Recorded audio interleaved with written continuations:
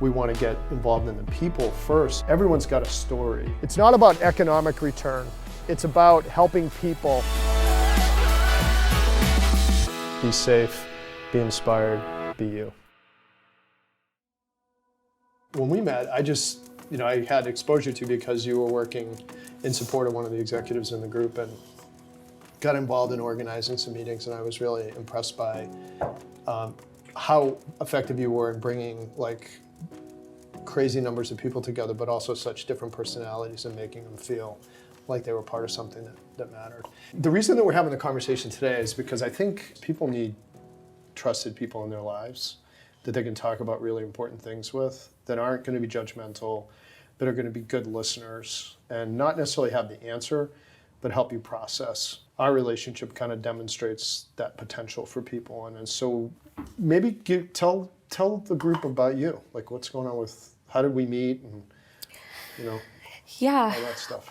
The story of how we met, I would describe a little differently, in that That's good. I think, so I grew up without having parental figures or really anybody involved in that way. I very much parented myself. So I didn't really understand hierarchy. So when it comes to companies, I didn't care who was at the table. I just said what was on my mind. I think that you saw that early on because you would come to me and say, what's really going on? I think there's value in, not being intimidated by people's titles. And when I was even new in my career, I always just thought I had a seat at the table too.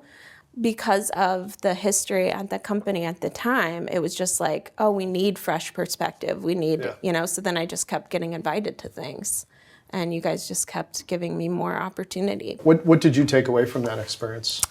I worked this uphill battle to create a career for myself. Now when I walk in a room, at work, I'm very confident. I don't know that I would be that way if it weren't for you saying that what I had to say was important. You and I had an important walk one time, and we were in San Francisco at a trade show. What was going on that allowed you to feel okay, I want to tell you my story, Joe, so that you know a little bit more about me? Well, at that point, we had established trust, and I remember I was prepared to walk back from wherever we were by myself, and you were like, yeah, you should probably not do that. I'm going to walk with you. Right. And to have somebody who just cared that I got from point A to point B safely, I just had been used to being on my own for so long that it was nice to have somebody walk with me. And then we just started talking, and I think I hit a point in my life where I thought that I had made it if people were shocked to learn that, I grew up in a, humble beginnings and a rough background. But then I hit a moment where I realized that I was kind of an imposter, that it was okay to say that, I had gone through and the things that shaped me. So I just started talking about it. It was once I started, I couldn't stop. Yeah. What do you think the message is there for other people? If they're in a similar situation, you use the term imposter syndrome, but they're not sharing the context. Mm-hmm. Do you think that's important to do? I don't know that I really thought about what was the thing that motivated me. And then you started asking me well, what do you want? What do you want out of your career? And I'm what do I want?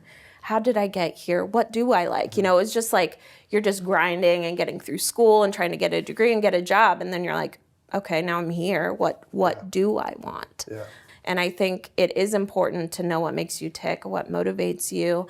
And I thought that my motivation was running away from my past. And instead, I think confronting it and realizing that it's a very important part of my story. And there's probably a lot of other people that, didn't have a lot of support growing up that paved their way, that it's probably refreshing to hear that you don't have to, have everything perfect. So kind of going all the way around. So Jessica and Joe, we have this really interesting relationship, but now we're at a different place, right?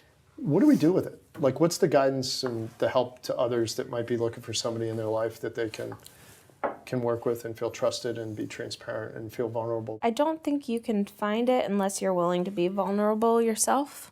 If I wouldn't have shared first, or you wouldn't have we Right. probably wouldn't have had that mutual respect. It's taking that one person that is willing to be vulnerable to open up the dialogue.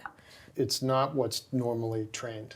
I think about Brilliant. your pillar of safety. Yeah. And how much emphasis you put on safety, creating a safe environment for people to be emotionally and mentally safe, I think is just as important as physical.